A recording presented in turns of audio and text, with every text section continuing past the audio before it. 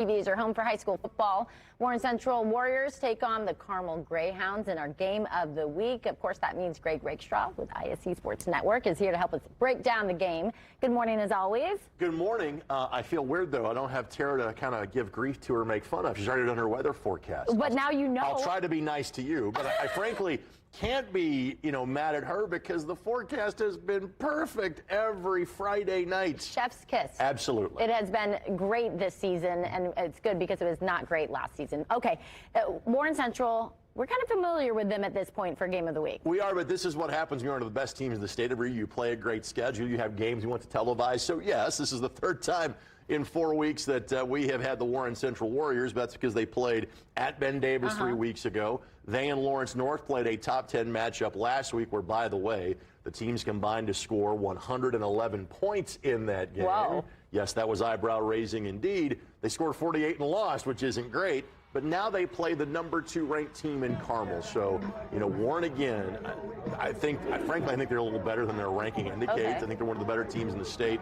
But Carmel's story is one to talk about. And again, rarely does the largest school in the state get to be the underdog story. I'm not sure they are. But last year they won 3 games.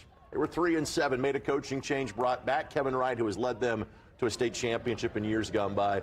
And a lot of folks are starting to talk up Carmel now as a potential state championship level team. So it should be a great one at Carmel Stadium tomorrow night. Okay, so not quite an underdog, but maybe an underdog. Okay, so what are you watching both teams specifically this week then? Well, I'll tell you what, for Warren Central, one of the things I'm watching for is injuries. Now, what Warren did offensively last week was all the more impressive because they were without their star tailback in Keon Thomas, who had rushed for just shy of 900 yards in the season going into the game. He didn't play. One of Warren's top defensive players, they got a lot of them in Calvin McDonald.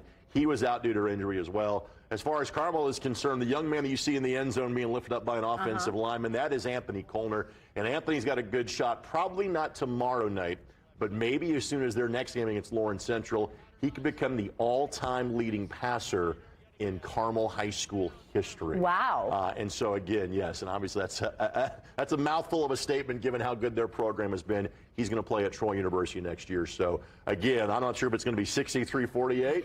But strong offense getting together in that game tomorrow. Yeah, 2 big teams that we're really watching as the season is progressing. What other games have your interest this week? Well, we focused on Lawrence North last week. They're the ones that scored 63 in that game. They have another top 10 matchup. They take on Center Grove, and again, Center Grove was surprised. You never have to apologize for losing to the Cathedral, but I think that caught a lot of people off guard. The Cathedral won that game at Center Grove last night. Going to smaller classifications, Whiteland and Plainfield have a big game in terms of 5A in the Mid-State Conference. And getting smaller than that, a pair of unbeaten teams, 7-0 Cascade, one of the top teams in 3A, hosts 7-0 Southmont tomorrow night. Okay, so a lot to watch. Thank you. And, of course, you can catch our Game of the Week, every play of it, on our sister station, MyND TV 23.